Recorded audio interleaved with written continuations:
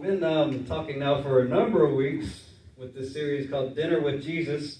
The idea that kind of painting a scenario where like somebody would sit down with Jesus and physically there kind of thing across the table and have dinner with Jesus and a conversation, a very open, kind of relaxed conversation, and where they might ask questions, where things might come up, the things that they would want to discuss with that opportunity there. And we've been doing it for so long now that I don't know, I was thinking maybe we should call it, instead of dinner with Jesus, maybe we should call it dessert with Jesus, because we've already moved past dinner, it's kind of been a while. We just now moved on to the next course kind of deal. So, but we're not going to change the name. It's not going to be dessert with Jesus. We're going to stick with dinner with Jesus. But anyways, we've been talking about this, and the conversation we looked at last week was if somebody, like a Christian, talked about the idea of death and how a Christian should look at this topic, because there's a whole lot of anxiety that may come about. There's a whole lot of fear. There's a whole lot of questions. It's something that we're all going to have to deal with. Everybody has an appointment, unless the Lord comes back before that happens. And so we talked about it. And so we went through the discussion in the text, and really we were trying to see it from a hopeful standpoint, a confident standpoint, one where we should have peace with this idea. And we should actually have strength. Like Paul, he used it as a source of strength. He says to live is Christ, but to die is what? Remember? Gain. Is gain. And so he had that kind of perspective, and that's what I was trying to impart last week with the verses we looked at and stuff. And, I can only say so much. And I actually found a song that I'd come across that actually I thought it was so well put, that I was just going to quote it to you this morning as we get started.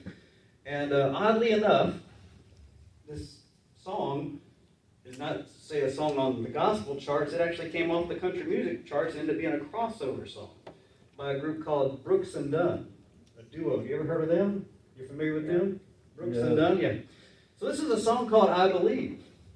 And maybe you know the song, but here's a few lines from it, just to kind of frame things for you. He says, I'm not going to sing it. He says, I raise my hands, I bow my head. I'm finding more and more truth in the words written in red.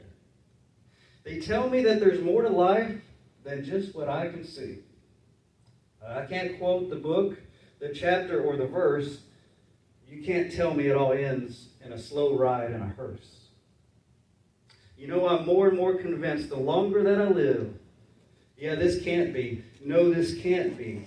No, this can't be all there is. Lord, I raise my hands, I bow my head.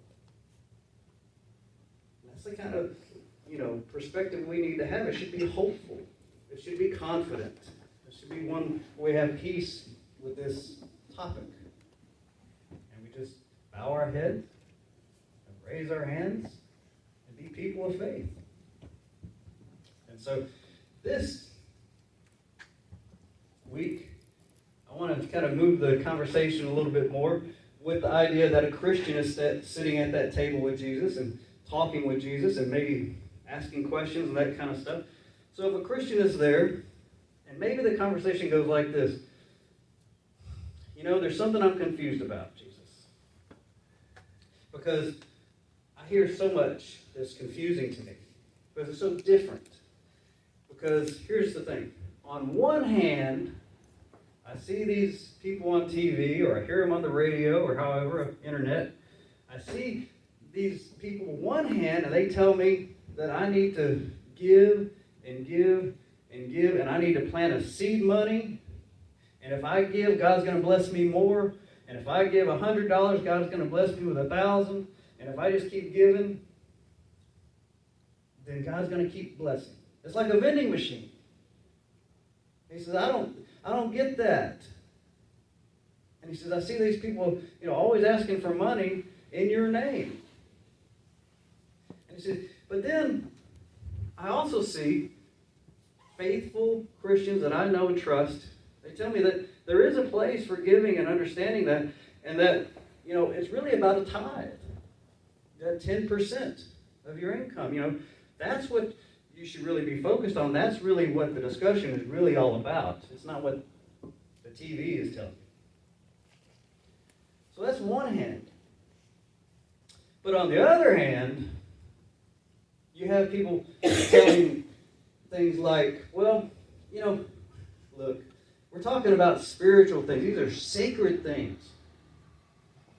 And money and possessions and all that, that's physical, that's secular stuff. Those things don't meet.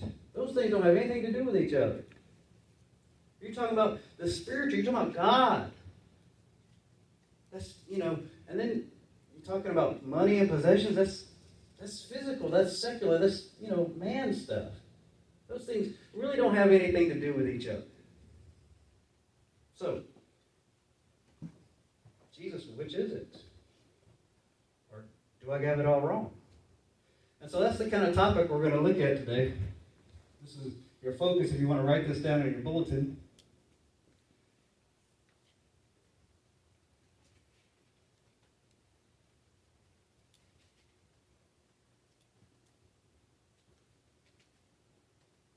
My faith and my possessions. That's what we're going to look at this morning. Because I tell you what, you can spend 2 minutes, literally just 2 minutes on a Sunday morning looking at TV, preachers and other people saying things in God's name and Jesus' name, and you can get really confused about this real quick. And you may just grow up in a tradition of things that may have had it wrong anyways. And so you might have to kind of, see things clearly beyond that. So that's what our focus is this morning. My faith and my possessions. My faith and my possessions. Say that with me. My faith and my possessions. One more time. My faith and my possessions. So that's where we're going to go this morning. And so what I want you to do is turn to the Old Testament.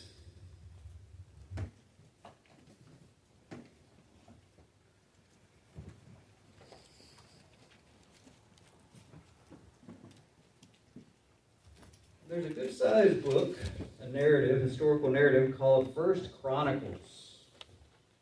And I'm taking you to the Old Testament because although what I'm going to tell you is taught equally so in the New Testament, it's not something just isolated to the Old, it's taught in both Testaments, but the focus is so encapsulated, it's so condensed in this one little passage in the Old Testament, I think it pulls it all together without trying to make you turn to 10 different places in the New Testament. So it's very condensed in this one section. So turn to 1 Chronicles. Book of 1 Chronicles. Now, the time period we're talking about in 1 Chronicles, let me give you a few things to kind of set things for context. It's about 1000 BC. So we're going way back. Is when these events happen. It's around 1000 BC. And it has to do with King David. And it's during this point in time in King David's life where he has conquered all the people that he needed to conquer. That he has set up a place where there's stability for him as a king in his kingdom. Okay? And so he's done all these things, and he's even set up and has a capital now for the people of Israel. You might remember what it is? What's the capital? Jerusalem, right? The old Jebusite stronghold of Jerusalem. And so he has the capital there. Things are now getting settled. He's the king. Things are looking pretty good for him. And he even has the tabernacle there. That's set up with the tent and the Holy of Holies and the Ark of the Covenant and all that. He even has that there. And one day, David is contemplating, maybe looking at the tabernacle from his palace, because he has a palace now. And maybe he's looking at it, and he starts to say this, and it shows up in the text. He says, I've got this palace. And he talks about how it's made of cedar. He's kind of, just talking about how great it is. He says, I've got this great palace. I mean, it's made of cedar. It's strong. It's stable. You know, it's great. I've got this palace. And he said, and God is in a tent. He says, I've got this wonderful palace. And we're not moving around anymore. We're settled. That tent's not going to be, moving as with the times of old. He says, we're set. So instead of, that just being a tent, why don't we build a permanent structure, a temple? And it will be glorious, because it will represent our God, the God who gave us all this, the one who brought us out of Egypt from slavery. And it will be in Jerusalem, the capital, and all of Israel can come to it. And so he starts going down this road, and he ends up talking to Nathan, the prophet, about it. And after a little bit, God speaks to him. And God basically says that that's a fine idea to build a temple, but you can't do it. He says, David, you're a man of war. You've got blood on your hands. And my temple doesn't need to be built by you. And David goes, but my son can, right? And so Solomon will be the one to build the temple.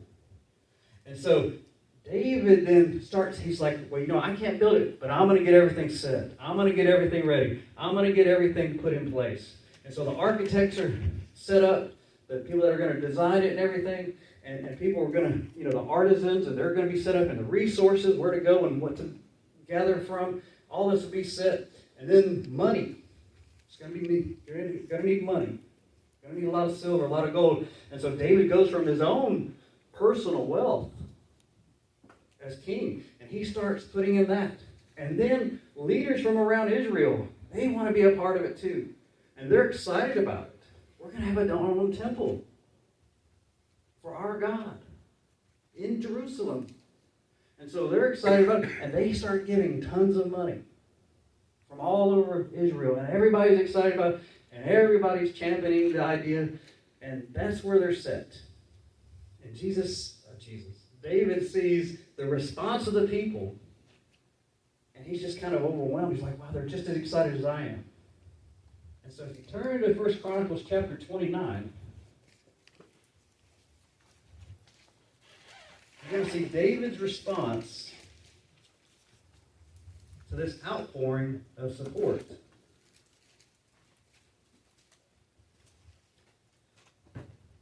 And it's written through a prayer. So 1 Chronicles chapter 29, and David's prayer shows up in 10 through 20. I'm not going to read all the details of the prayer, but I want us to focus on a few parts of it because it's really going to serve our purpose to understand this idea of our faith and our possessions. In verse 10 it says, David praised the Lord in the presence of the whole assembly, saying, Praise be to you, O Lord, God of our father Israel, from everlasting to everlasting. Verse 11, Yours, O Lord, is the greatness and the power and the glory and the majesty and the splendor. For everything in heaven and earth is yours. Everything in heaven and earth is yours.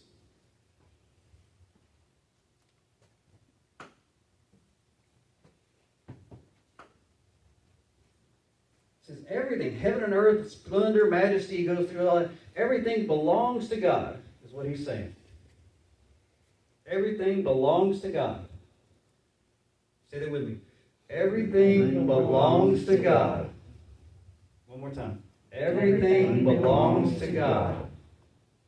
And David is saying it right there. He's kind of clearing away everything for us to understand very clearly what's on his heart and mind. Everything belongs to God. And verse 12, wealth and honor come from you. You are the ruler of all things. So everything belongs to God. And everything comes from God. Everything belongs to God, and everything comes from God. Say that with me. Everything belongs from God, and everything comes from God. See the point David's making? And he says, in your hands are strength and power, to exalt and give strength to all. Now, our God, we give you thanks and praise your glorious name. You see, he says, in your hands are strength and power. So he has it to exalt and give strength to all. So he's giving to all. So it not only belongs to God, it all comes from God.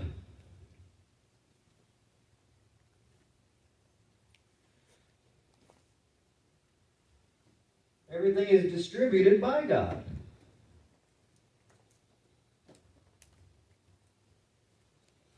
Everything belongs to God, everything comes from God, and everything is distributed by God.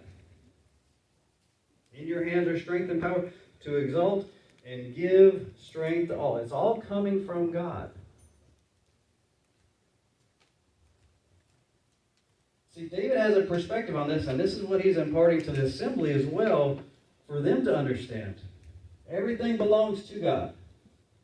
They just made this great offering, this great support for the temple. But everything belongs to God. Everything comes from God. I like Paul's passage where he asks, kind of rhetorically, he says, what do you have that God did not give you? We don't have an answer, do we? Everything belongs to God, everything comes from God, and everything is distributed by Him. He's the one who decides where it goes. Everything is distributed by Him. All power and strength and exaltation, it all is distributed by God. And so when you look at your possessions, whether it be money or land or home or car or whatever you want to say, when you understand that it all belongs to God, it all comes from God, and it's all distributed by God, well, you're just a manager of all that. Because He's got real ownership. You're just a manager, and you're a temporary manager at that. You're not even a permanent manager. You've got a deadline, you've got an expiration date on your management, right?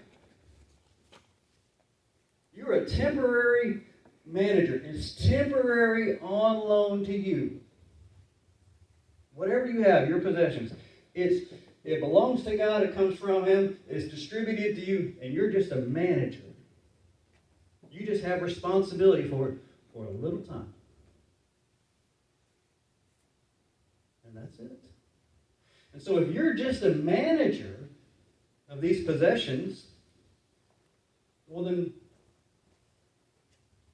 your role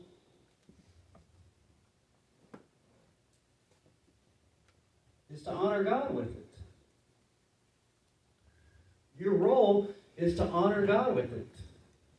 That's how you responsibly deal with your possessions, to honor God with it. Because it all belonged to Him, it all comes from Him, and it's all distributed by Him. And so you as a temporary manager, your role is to honor God. Just say, my role is to honor God. Say that with me. My role is to honor God. One more time. My role is to honor God. That's how you look at your faith and your possessions. Now, Mike's going to join me up here for a second.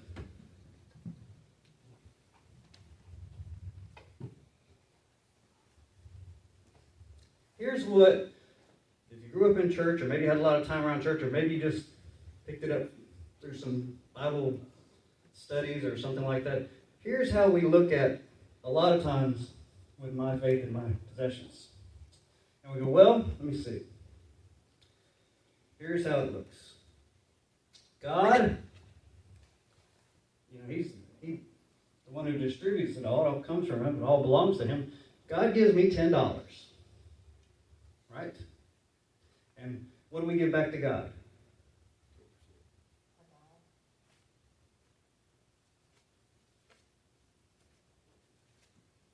Yep, that's right. $1. We go 10%, right? And we go, man, I'm doing great. I'm being faithful. That's my role. That's what I do with how I honor God, right? And so God gave me that $10, and so I'm making change for God. He gave me 10, I'm giving him 1. And then, something happens and God gives me 20. And so what do I give back to God? What's my offering? Well, I get 2, right? That's the 10% again, right? 10. So now making change for God. He gave me 20. I gave him 2. Wouldn't you like to make that trade all day? And then it gets even bigger. And we'll say, well, we get $50. God has blessed me with $50, and then I get back and give 5. And I see this and I go, aren't I faithful? Aren't I a good person? Aren't I generous? Because I've given 10%. I'm not saying who else, but they don't give 10%. But I do. Here's the problem there. There's nothing wrong with the giving, right? Here's the problem.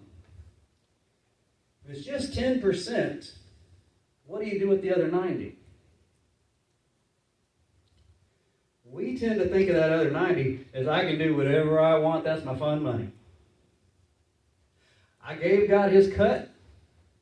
I gave him the 10%. I gave him the 1. I gave him the 2. I gave him the 5. Whatever he gave me. Whatever I got from him distributed to me. I gave him that 10%. And I can do with whatever I want with that 90%. And he needs to be quiet. That's a lot of perspective that you see going on. I was faithful. God, you got your cut. Just be happy. Now, let me do what I want with mine. But here's the problem. With that other 90%, I can be wasteful, can't I? With that other 90% that originally came from him, I can be greedy, can't I? With that other 90%, I can hoard that way. I can be ungenerous to everybody else. And I can just say, y'all can just sit and wait because I just gave my 10% to God. And that 90 is for me to decide everything. And we can be terribly unfaithful with that 90% because we've given that 10. And we think that gives us an excuse. We think it gives us an out to be unwise with that other 90. Thanks, Mike. I knew I should use Monopoly money. Now,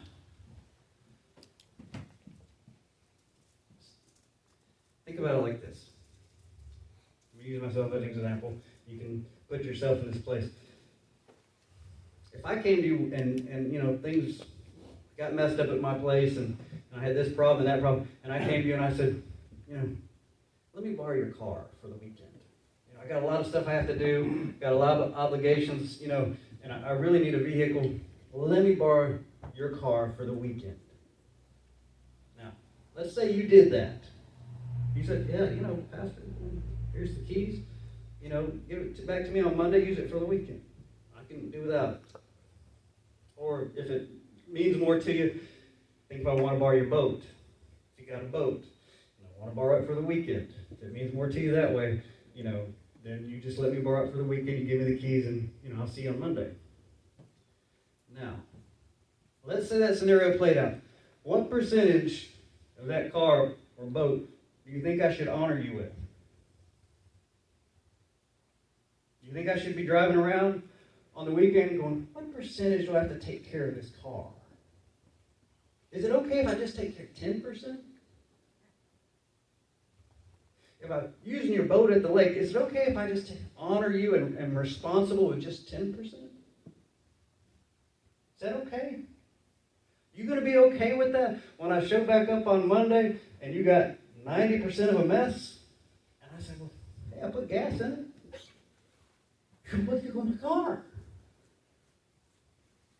Well, your boat's at the lake, you know. I kind of had that problem. I just put the plug in, and you know how that happens, you know. But 90% of it's still there. Or 10%. It's okay, right? You would expect me to be responsible with all of it, because it's all on loan, right? You'd have questions. Rightfully so. Pastor, you're a pastor, but I need to talk to you.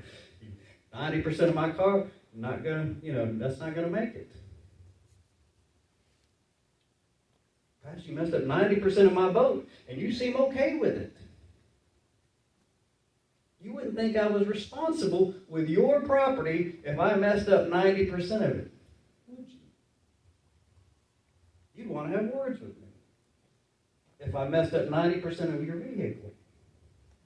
And I said, well, I was good with 10%.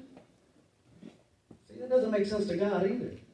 When it all belongs to Him, and it all comes from Him, and it's all distributed by Him, our responsibility is not a percentage. It's to honor God. And wherever that lands with you, for some of you, you may be really good at saving. I mean, you're just somebody who's going to always save, and you're always thinking about the future, and you're always planning, and you're always saving. But it makes you ungenerous when you really should be compassionate about some things and people. Yeah, you give your 10%, but with that 90%, you're downright greedy. Or maybe you're somebody who likes to spend. You get some money and it has to go out the other hand. And that's irresponsible. And you go, but I gave my 10%. Yeah, but with 90%, you're irresponsible. Think about that.